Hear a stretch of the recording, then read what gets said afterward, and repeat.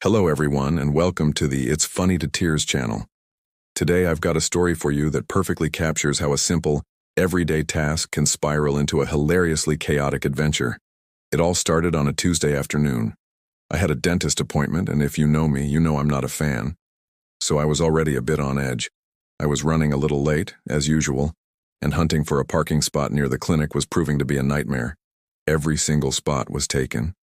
I circled the block 3 times, my stress levels rising with each lap. Finally, I spotted it. A tiny, almost impossibly tight parallel parking spot. It was one of those spots that you look at and think, is that even legal? But desperation makes you do crazy things. I took a deep breath, channeled my inner driving instructor, and decided to go for it.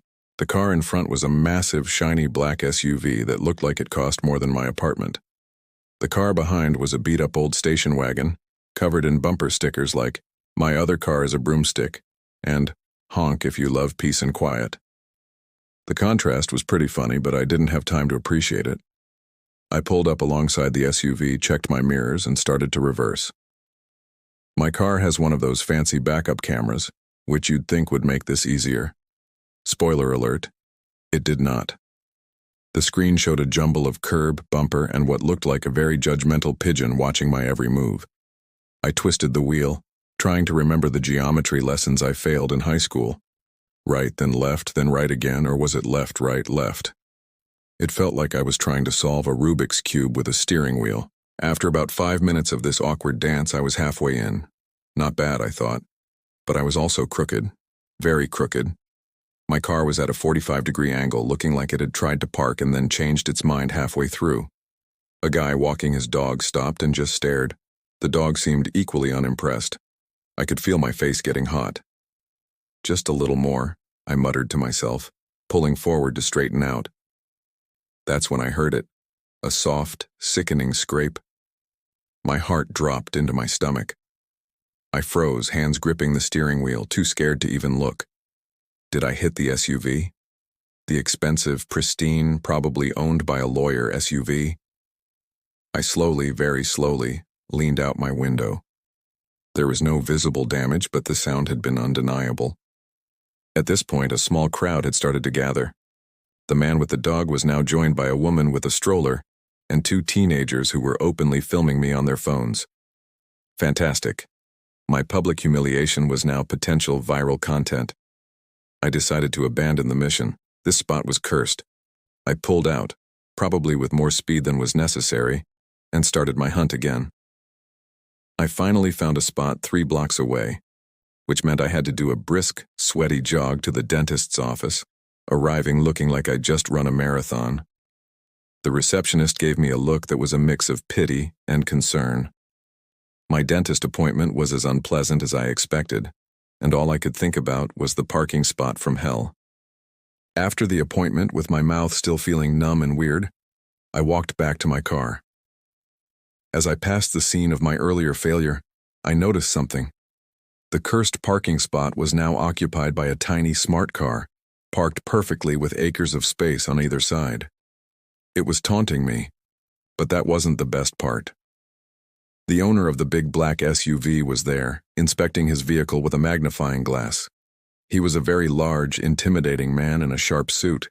He was squinting at his bumper, and my blood ran cold. This was it. He was going to find a microscopic scratch, track me down, and my life would be over.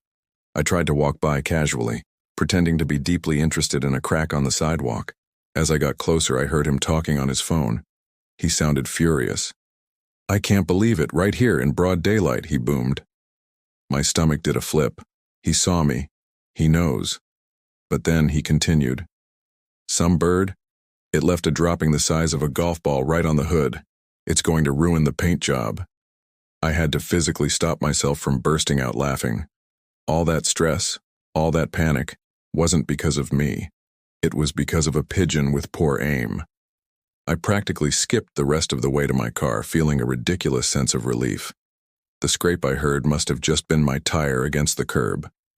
But the story doesn't end there. As I was getting into my car, 3 blocks away, a piece of paper was tucked under my windshield wiper. My heart sank again. A parking ticket for what? I grabbed it. It wasn't a ticket. It was a note, written in neat, elegant handwriting. It read, "Hello. I saw your heroic attempt to park earlier. It was the most entertaining thing I've seen all week. You made my day. P.S. I own the old station wagon. Don't worry, you weren't even close to hitting me." Taped to the note was a $5 gift card to a coffee shop. It was from the woman with the broomstick bumper sticker. I just stood there in the middle of the street holding this note and laughing. The whole situation was just so absurd. I went from pure terror to utter relief to genuine amusement in the span of about an hour. It was a roller coaster of emotions, all because of a parking spot. The next day, feeling brave, I went to the coffee shop with my gift card. And who do you think was in line in front of me? The woman from the station wagon. I recognized her from her colorful scarf. I tapped her on the shoulder and showed her the note. Her face lit up. We ended up having coffee together, and she was just as wonderful and quirky as I had imagined. Her name was Eleanor, and she was a retired art teacher who found joy in life's little comedies.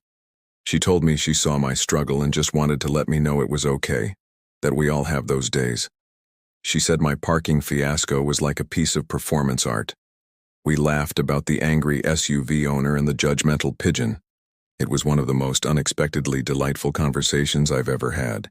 This whole experience taught me a few things. First, I really need to practice my parallel parking. Maybe in an empty lot with cones far away from any expensive cars or judgmental birds. Second, it reminded me not to take things so seriously. What felt like a mortifying disaster at the moment turned into a fantastic story and a new friendship.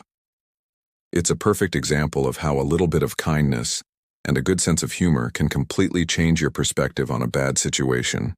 That $5 coffee gift card was more than just a nice gesture. It was a reminder that most people are good and that it's okay to laugh at yourself. I mean, the teenagers who filmed me probably got a few likes on their video. The SUV owner probably got his car cleaned, and I got a great story and a new friend. In a weird way, everyone won. So the next time you find yourself in a ridiculously stressful situation, like trying to squeeze your car into a space the size of a postage stamp, try to take a step back. Remember my story. You might just be the star of someone else's funny to tears moment. And who knows, you might even get a free coffee out of it. It's these little, unexpected human connections that make life so interesting. It turned a trip to the dentist into a memory I'll be laughing about for years. Thanks for listening to my parking mishap saga. I hope it brought a smile to your face. Don't forget to hit that like button if you enjoyed the story, and subscribe to It's Funny to Tears for more tales of everyday chaos. We'll see you in the next video. Bye.